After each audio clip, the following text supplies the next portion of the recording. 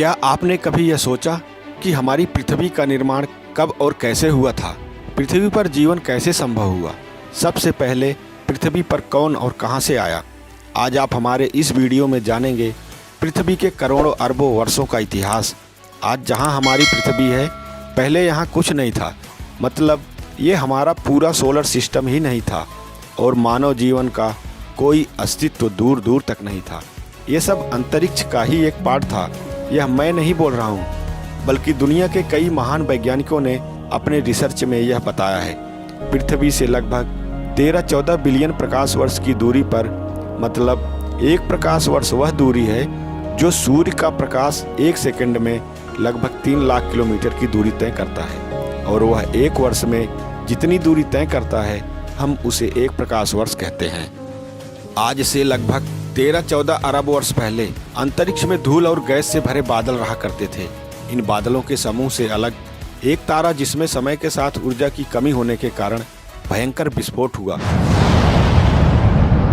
वैज्ञानिकों के अनुसार, जिसे हम बिग बैंग थ्योरी के नाम से जानते हैं, विस्फोट के बाद उस तारे का मलबा धूल और पत्थर के रूप में लाखों वर्ष तक अंतरिक्ष में घूमते रहे, और उन धूल और पत्थरों में दबाव से उत्पन्न गर्मी के कारण रेडियो एक्टिव पदार्थ का जन्म हुआ।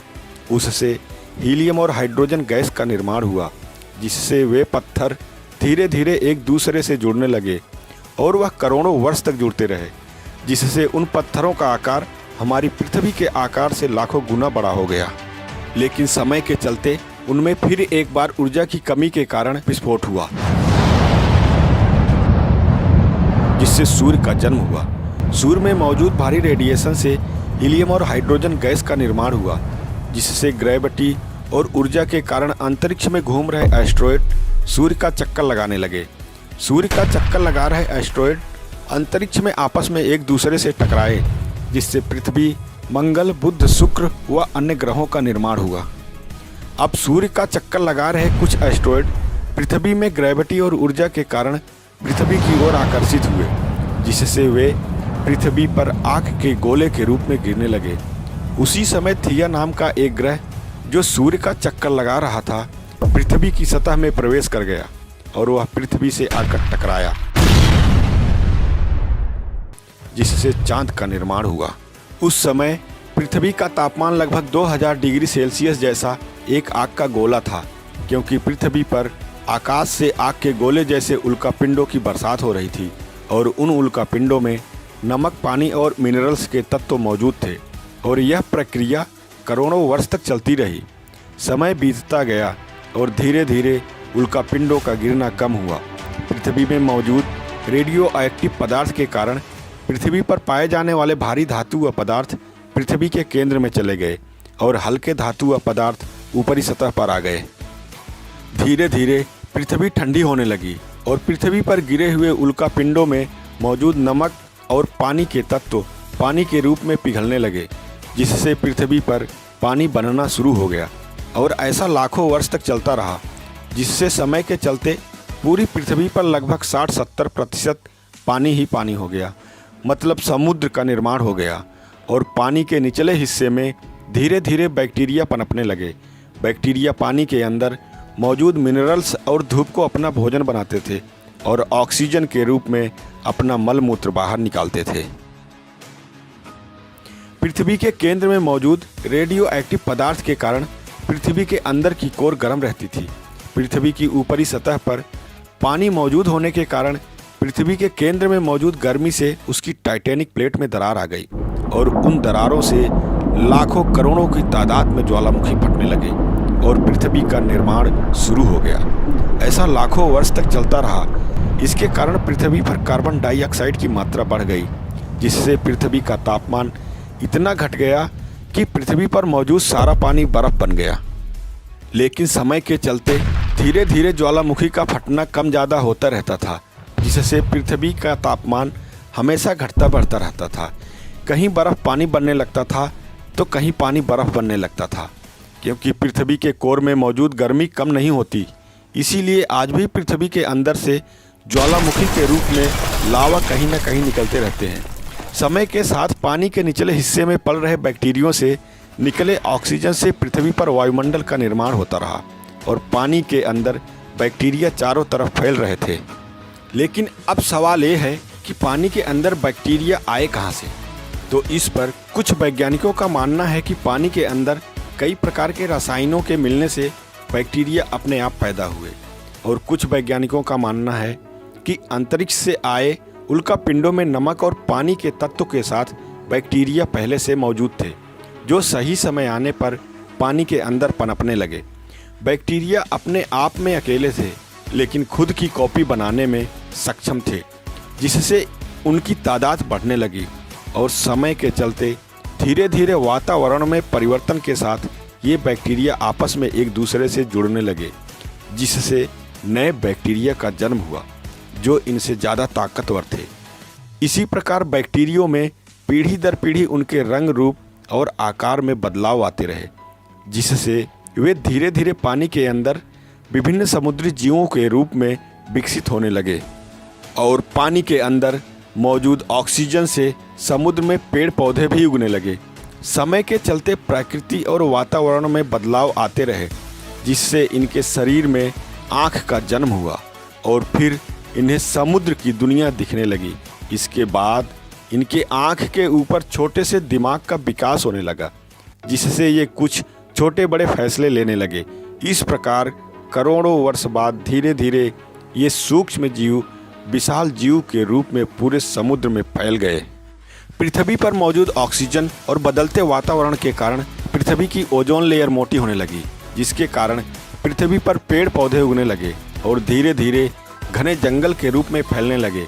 पृथ्वी की ऊपरी सतह पानी के संपर्क में आने से समुद्री जीव समुद्र तट से बाहर आने लगे, जो पृथ्वी के वातावरण के अनुसार अपने रंग, रूप और आकार को बदल रहे थे। कुछ स्तनधारी जीव के रूप में जमीन के अंदर रहने लगे और कुछ मगरमच्छ, छिपकली, डायनासोर जैसे विशालकाय जीव के रूप में जमीन से लेकर आसमान तक फैल गए। इनमें से कुछ जानवर दूसरे जानवरों का शिकार करते थे, तो कुछ पेड़ पौधों को अपना भोजन बनाते थे। उस समय हमारी पृथ्वी का वातावरण बिल्कुल सामान्य था और हमारी पृथ्वी बिल्कुल हरी भरी हो चुकी थी, और इन जानवरों का राज था जो लगभग 15-20 करोड़ वर्ष तक इस पृथ्वी पर रहे। पृथ्वी का अधिकांश भाग एक जगह इकट्ठा हो चुका था, जिसे हम पेंजिया महाद्वीप के नाम से जानते हैं। आज से लगभग 20-22 करोड़ वर्ष पहले पेंजिया महाद्वीप टूट गया, जो अफ्रीका से टूटा भारत सीधे तिब्बत से आकर जुड़ गया, जिसकी वजह से हिमालय पर्वत का निर्माण हुआ और समुद्री जीव कई हिस्सों में बंट गए, और पृथ्वी का अधिकांश भाग पानी के संपर्क में आने से पृथ्वी पर मौजूद पेड़ पौधों का क्षेत्रफल बहुत दूर दूर तक फैल गया। और लगभग 6.5 करोड़ वर्ष पहले एक बार फिर अंतरिक्ष से एक उल्कापिंड तकरीबन एवरेस्ट माउंटेन के बराबर चांद के बिल्कुल करीब से होते हुए हमारी पृथ्वी की सतह में प्रवेश कर गया, और पृथ्वी की सतह में प्रवेश करते ही उसकी रफ्तार 80-90 हज़ार किलोमीटर प्रति घंटे से भी तेज हो गई, जिससे घर्षण के कारण उसमें अजीब सी जलती हुई आग की रोशनी और तीव्र गति से पृथ्वी की ओर बढ़ती हुई आग की गर्मी को जिन जानवरों ने महसूस किया और उसकी तरफ देखा या फिर देखने की कोशिश की, उसके बाद उन्हें कुछ दिखाई नहीं दे रहा था। उसकी चमक से उनकी आंखों की रोशनी जा चुकी थी। पृथ्वी का मौसम बड़ा भयानक हो चुका था। चारों तरफ से पृथ्वी पर सिर्फ जानवरों को चीखने चिल्लाने की आवाज़ें आ रही थी, और कुछ समय बाद जब वह उल्कापिंड तकरीबन 20-25 हज़ार डिग्री सेल्सियस के एक आग के गोले के रूप में जलता हुआ पृथ्वी पर आकर गिरा, तो लगभग 180-90 किलोमीटर चौड़ा और 20-25 किलोमीटर गहरा विशाल गड्ढा बन गया, जिससे उसके आसपास के लगभग 800-900 किलोमीटर के दायरे में सभी जीव जंतु और जंगल जलकर खाक हो गए, जो आज के समय के अनुसार जैसे पृथ्वी पर लाखों परमाणु बम एक साथ विस्फोट करने के बराबर था। इससे पृथ्वी पर भूकंप और समुद्र में सुनामी आ गई और पृथ्वी के केंद्र में मौजूद रेडियो एक्टिव पदार्थ और गर्मी को भी प्रभावित किया, जिसके कारण पृथ्वी के अंदर से फिर ज्वालामुखी फटने लगे। कार्बन डाइऑक्साइड की मात्रा इतनी बढ़ गई कि चारों तरफ जहरीली गैस और धुआं, विस्फोट में निकला मलबा और आग के गोले अंतरिक्ष में उड़ने लगे, और वे लगभग 40-45 मिनट बाद फिर वापस जब पृथ्वी पर गिरने लगे तो बचे खुचे आसमानी जीव भी मारे गए और ये सब दोबारा ठीक होने में फिर लाखों वर्ष लग गए। लेकिन उस समय कुछ स्तनधारी जीव जमीन के अंदर रहा करते थे, वे बच गए, जो हमारे पूर्वज कहे जाते हैं। समय और वातावरण में परिवर्तन के साथ इनके रंग रूप और आकार में बदलाव आते रहे, जिससे ये धीरे धीरे आगे चलकर आर्डीपिथेकस रेमिडस के रूप में परिवर्तित हुए, जो बंदरों जैसी एक प्रजाति थी। उस समय ये जंगलों में रहा करते थे और पेड़ पौधों से अपना भोजन प्राप्त करते थे। लेकिन समय के चलते धीरे धीरे प्रकृति और वातावरण में बदलाव आने के कारण पूरे अफ्रीका में सूखा पड़ गया, जिससे जंगल सूखने लगे और भूमि बंजर होने लगी। जंगल में रहने वाले लोगों को खाने पीने और रहने की समस्या होने लगी, तो वे वहाँ से खाने की तलाश में बाहर निकलने लगे। कई बार उन्हें भोजन के रूप में कुछ मिल जाता था, तो कई बार उन्हें खाली हाथ वापस लौटना पड़ता था। जब उनसे भूख बर्दाश्त नहीं होती थी, तो कोई जानवर किसी जानवर को मारकर छोड़ दिया है तो वह उनका कच्चा मांस उठाकर ले आते थे और खुद को जीवित रखने के लिए उसे कई दिनों तक कच्चा खाते थे। एक बार खराब मौसम के कारण बारिश होने लगी और बिजली जमीन पर गिरी, जिसके कारण जंगल में आग लग गई और उस आग में कई जानवर जलकर मारे गए। तो पहली बार जब जला हुआ मांस इन्होंने खाया तो कच्चे मांस के मुकाबले इन्हें ज़्यादा अच्छा लगा, जिससे इन्हें आग के बारे में ज्ञान हुआ और फिर उन्होंने पत्थर से पत्थर रगड़कर आग जलाना सीखा, जिससे आग का आविष्कार हुआ। फिर उन्होंने पत्थर और लकड़ी से हथियार बनाना सीखा, उससे उन्हें जंगली जानवरों का शिकार करना और उनसे अपनी रक्षा करना काफ़ी आसान था। और अब वे अपना भोजन आग में पकाकर खाने लगे थे, जो आसानी से पेट में पच जाता था, और एक दूसरे को बुलाने के लिए अलग अलग तरह की आवाज़ें निकालने लगे और फिर ये आदिवासी बने। इसके बाद धीरे धीरे इन्होंने भाषा, संस्कृति, शिक्षा और विभिन्न धर्मों का निर्माण किया। समय और वातावरण के चलते इनके रंग रूप में भी बदलाव आते रहे, जो आगे चलकर धीरे धीरे हम इंसान बने और आज पृथ्वी पर रहने वाले हम इंसान उन्हीं के वंशज माने जाते हैं, जो आज हर तरह की टेक्नोलॉजी की मदद से पृथ्वी से लेकर चांद और मंगल तक का सफ़र तय कर रहे हैं। तो दोस्तों, मेरा वीडियो आपको कैसा लगा प्लीज़ इसे कमेंट करके ज़रूर बताना। धन्यवाद।